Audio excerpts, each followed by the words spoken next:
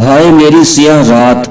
عربی حکایت ہے کہ ایک دیہاتی شخص بدو نے اپنی چچا زاد سے شادی کی اور اللہ نے اسے یکے بعد دیگرے 9 بیٹے عطا کیے۔ قبیلے میں اس کی شان بلند ہو گئی کیونکہ اس زمانے میں بیٹے طاقت، عزت اور فخر کی علامت سمجھی جاتے تھے، مگر جب 10ویں بار اس کی بیوی نے ایک بیٹی کو جنم دیا تو گویا اس پر بجلی گر گئی۔ بجائے شکر کے اس کے چہرے پر غصے اور ناگواری کے آثار پھیل گئے۔ وہ آسمان کی طرف دیکھ کر چیخ اٹھا، ہائے میری سیاہ رات، اے میرے بدنصیب دن۔ اس نے اپنی بیچاری بیوی سے منہ موڑ لیا اور اس ننھی کلی کو اپنے لیے منحوس سمجھ بیٹھا۔ اس کی نگاہ میں بیٹی جرم بن گئی اور اس کی ماں مجرم۔ بیٹی کے وجود کو گویا اپنے لیے آر سمجھا۔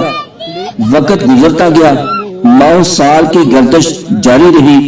بیٹے جوان ہوئے، شادیاں ہوئی، ان کے نئے خیمے آباد ہوئے، اور پھر ایک دن وہ باپ جو کبھی قبیلے کا فخر سمجھا جاتا تھا اندھا ہو گیا۔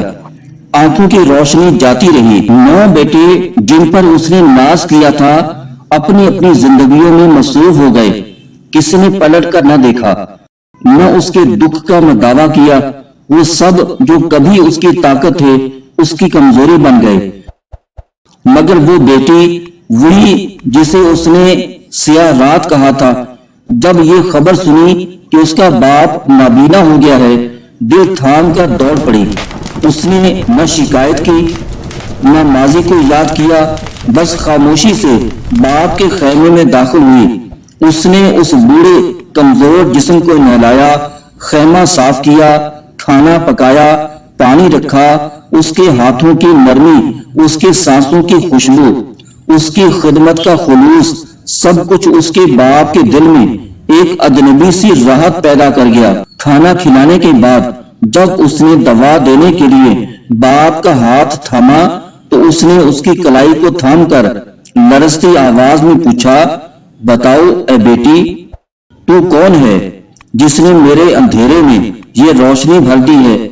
اس کی آنکھوں سے آنسو بہہ نکلے۔ اس نے رنجی ہوئی آواز میں کہا، میں ہوں تمہاری سیاہ رات۔ یہ سننا تھا کہ اس بوڑھے کی آنکھوں سے بھی آنسو بہہ نکلے۔ وہ زاروں کی طرح رو پڑا، اس کے دل پر ندامت کے پہاڑ ٹوٹ پڑے۔ اس نے بیٹی کے ہاتھ تھام کر کہا، بیٹی مجھے معاف کر دو، کاش میری ساری راتیں سیاہ ہوتی اور ان کی سیاہی تمہارے نور جیسی ہوتی۔ پھر اس نے اپنے دل کی آگ کو ان اشعار میں ڈھالا جو مشہور ہو گئے۔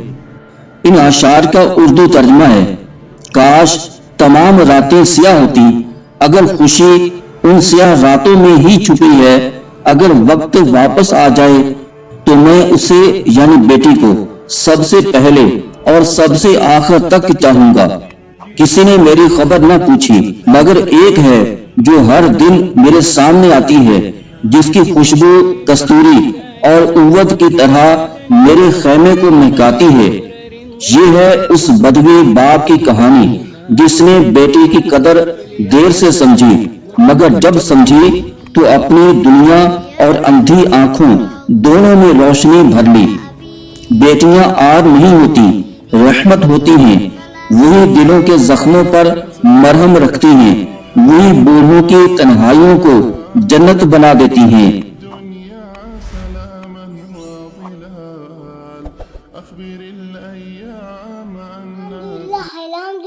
الحمدللہ سبحان اللہ سبحان اللہ، اللہ اکبر اللہ اکبر۔